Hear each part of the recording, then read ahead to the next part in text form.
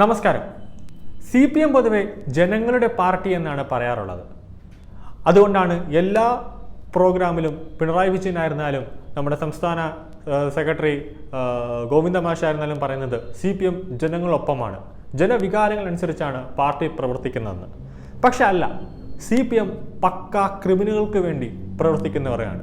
ഇപ്പോൾ TP ചന്ദ്രശേഖരൻ വധക്കേസിലെ പ്രതികൾക്ക് ഇപ്പോൾ നല്ല ഒരു ഇളവാണ് കൊടുത്തിരിക്കുന്നത്. അതും ഹൈക്കോടതി കൊടുക്കരുത് എന്ന് പറഞ്ഞിട്ടുള്ള വിധിയാണ്. അതിനാണ് അവർക്കിപ്പോൾ ഒരു ഇളവ് കൊടുത്തിരിക്കുന്നത്. എന്താണെന്ന് വിശദമായിട്ട് നമുക്ക് നോക്കാം.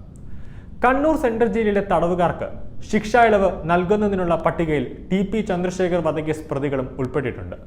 ശിക്ഷാ ഇളവ് സംബന്ധിച്ച് പോലീസിനോട് പ്രതികളുടെ റിപ്പോർട്ട് ആവശ്യപ്പെട്ടുകൊണ്ടുള്ള കണ്ണൂർ ജയിൽ സൂപ്രണ്ടിന്റെ കത്തിലാണ് TP വധക്കേസിലെ 4ാം പ്രതി TK രതീഷ്, 5ാം പ്രതി മുഹമ്മദ് ഷാഫി, അണ്ണൻ സുജിത് എന്നിവരുടെ പേരുകളുള്ളത്. ജയിൽ ഉപദേശക സമിതിയാണ് പ്രതികളുടെ പട്ടിക തയ്യാറാക്കിയത്.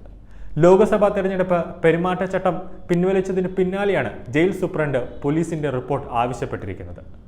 TP ചന്ദ്രശേഖരൻ വധക്കേസ് പ്രതികളെ വിട്ടയക്കാനുള്ള നീക്കം ഹൈക്കോടതി വിധിയെ മറികടക്കുന്നതാണെന്നാണ് ഉയരുന്ന പ്രധാന നിരീക്ഷണം. ശിക്ഷാ ഇളവില്ലാതെ ഹൈക്കോടതി ജീവപര്യന്ത തടവിന് ശിക്ഷിച്ച പ്രതികളെയാണ് വിട്ടയക്കാൻ സർക്കാർ ആലോചിക്കുന്നത് എന്നാണ് ഉത്തരവിനെ വിവാദത്തിലാക്കുന്നത്. പ്രതികളുടെ അപ്പീൽ തള്ളിക്കൊണ്ട് ശിക്ഷ വർദ്ധിപ്പിച്ച ഹൈക്കോടതി 20 വർഷം വരെ പ്രതികൾക്ക് ശിക്ഷാ ഇളവ് പാടില്ലെന്ന് വിധിച്ചിരുന്നു. പോലീസിന്റെ പ്രൊബേഷൻ റിപ്പോർട്ട് ലഭിച്ചാൽ സർക്കാരിന് ഉത്തരവിറക്കാനാകും. അതിൽ ഗവർണർ ഒപ്പിടുന്നതോടുകൂടി പ്രതികൾക്ക് പുറത്തിറങ്ങും. June 13 Kannur central jail superintendent city police കമ്മീഷണർക്ക് അയച്ച കത്തിലാണ് TP കേസിലെ 3 പ്രതികളെയും പേര് നൽകിയിരിക്കുന്നത്.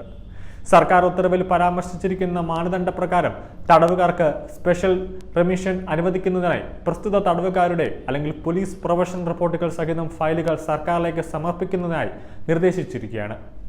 ആയതിനാൽ താഴെ സൂചിപ്പിച്ചിട്ടുള്ള തടവുകാർക്ക് സ്പെഷ്യൽ റെമിഷൻ അനുവദിക്കുന്നതായി ബന്ധപ്പെട്ട ബന്ധുക്കൾ, കുറ്റകൃത്യത്തിന് ഇരയായവർ അല്ലെങ്കിൽ അവരുടെ ബന്ധുക്കൾ എന്നിവരിൽ നിന്ന് പ്രതികരണം ഉൾപ്പെടെയുള്ളവ അന്വേഷണ റിപ്പോർട്ട് സർക്കാരിലേക്ക് സമർപ്പിക്കുന്നതിനായാണ് ഈ ഓഫീസിലേക്ക് വളരെ അടിയന്തരമായി അനുവദിച്ചു തരുന്നതിന് താൽപ്പര്യപ്പെട്ടുകൊണ്ട് റിപ്പോർട്ട് വന്നത്.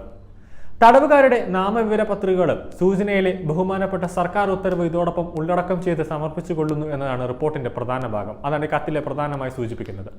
തുടർന്നുള്ള ജയിൽ തടവുകാരുടെ പേരും മേൽവിലാസവും അടങ്ങിയ പട്ടികയിലാണ് TP കേസ് പ്രതികളുടെ പേരുകളും അടങ്ങിയിരിക്കുന്നത്.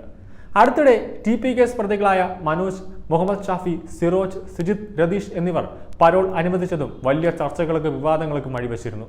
തെരഞ്ഞെടുപ്പ് പെരുമാറ്റച്ചട്ടം പിൻവലിക്കപ്പെട്ടതിന് പിന്നാലെയാണ് പ്രതികൾക്ക് പരോൾ അനുവദിച്ചത്.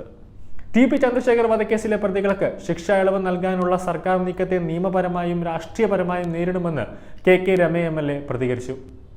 കോടതി തീരുമാനത്തിന് സർക്കാർ പുല്ലുവിലയാണ് കൽപ്പിക്കുന്നതെന്ന് ഇതിന്റെ തെളിവാണ് ഇപ്പോഴത്തെ നടപടിയെന്നും രമ വ്യക്തമാക്കി. പ്രതികൾക്ക് ശിക്ഷാ ഇളവ് നൽകരുതെന്ന് ഹൈക്കോടതി വിധിയിൽ വ്യക്തമാക്കിയിട്ടുള്ളതാണ്.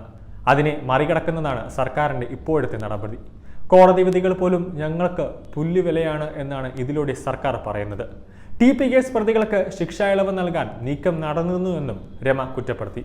ഫെബ്രുവരിയിലാണ് TP കേസ് പ്രതികളുടെ ശിക്ഷ ഹൈക്കോടതി ഉയർത്തിയത്. ജസ്റ്റിസ് AK ജയശങ്കർ നമ്പ്യാരും ജസ്റ്റിസ് കൗസർ എടപ്പകത്തും അടങ്ങിയ ഡിവിഷൻ ബെഞ്ച് ശിക്ഷയിലും പിഴയിലും വർധനം വരുത്തുകയായിരുന്നു.